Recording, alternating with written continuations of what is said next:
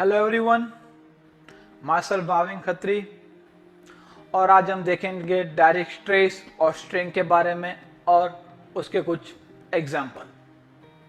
तो first of all stress. आप जब भी कोई मेंबर के ऊपर एक्सटर्नल फोर्स लगाते हो तो वो मेंबर का डिफॉर्मेशन होता है और उसके साथ ही वो मेंबर में रेजिस्टेंट फोर्स लगना शुरू हो जाता है।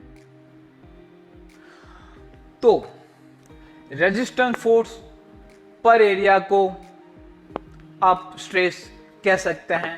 तो स्ट्रेस का सिंबल है sigma is equal to P upon A, जहां पे पी वो फोर्स है और जो ए है वो एरिया है। अब एरिया कौन सा आपको काउंट करना है, तो जहां पे फोर्स लग रहा है जो उसके जो क्रॉस सेक्शन है ये, उस क्रॉस सेक्शन का आपको एरिया फाइंड करना होता है।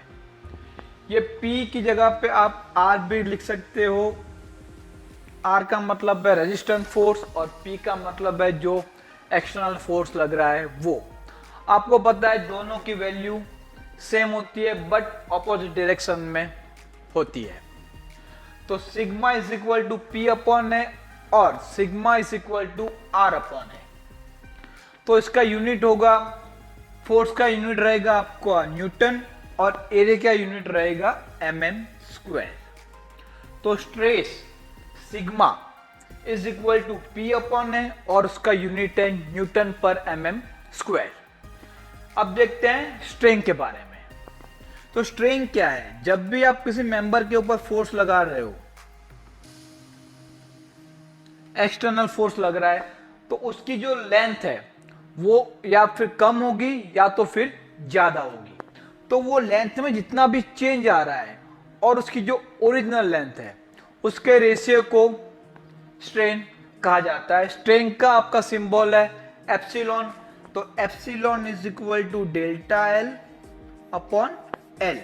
तो डेल्टा एल है मतलब वो है चेंजिंग लेंथ और जो एल है वो है ओरिजिनल लेंथ। ये डायग्राम से समझते हैं। ये आपका जो मेंबर है उसके ऊपर फोर्स लगाया है, तो जो नया मेंबर रहेगा वो अगर टेंसाइल फोर्स है उसकी लेंथ इंक्रीज होगी और कंप्रेसिव फोर्स हो रहा है तो उसकी लेंथ डिक्रीज होगी। यहाँ पे टेंसाइल फोर्स है तो लेंथ इंक्रीज हो रही है।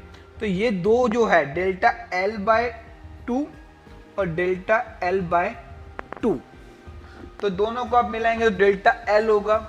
तो delta L upon L, L का मतलब है ओरिजिनल लेंथ और डेल्टा एल का मतलब है जो लेंथ में चेंज आ रहा है। ये दोनों जगह पे आप देखोगे लेंथ अपॉन लेंथ है, तो उसका यूनिट कोई नहीं है, एप्सिलॉन का यूनिट नहीं है। अब देखते हैं यंग मॉड्यूलस कैपिटल ई के बारे में। तो stress is proportion to epsilon. तो सिग्मा अपॉन एप्सिलॉन है वो आएगा आपका कांस्टेंट आएगा, और वो जो कांस्टेंट है उसको आप यंग मॉड्यूलस कह सकते हैं। तो capital E is equal to sigma upon epsilon. उसके बाद देखते हैं इक्वेशन ऑफ डेल्टा एल। तो ये आपने देखा E is equal to sigma upon epsilon. यहाँ पे पास आपको सिग्मा की वैल्यू है P अपॉन ए और एप्सिलॉन की वैल्यू है डेल्टा एल अपॉन एल। तो सिग्मा आएगा P अपॉन ए और एप्सिलॉन आएगा आपका डेल्टा एल अपॉन एल।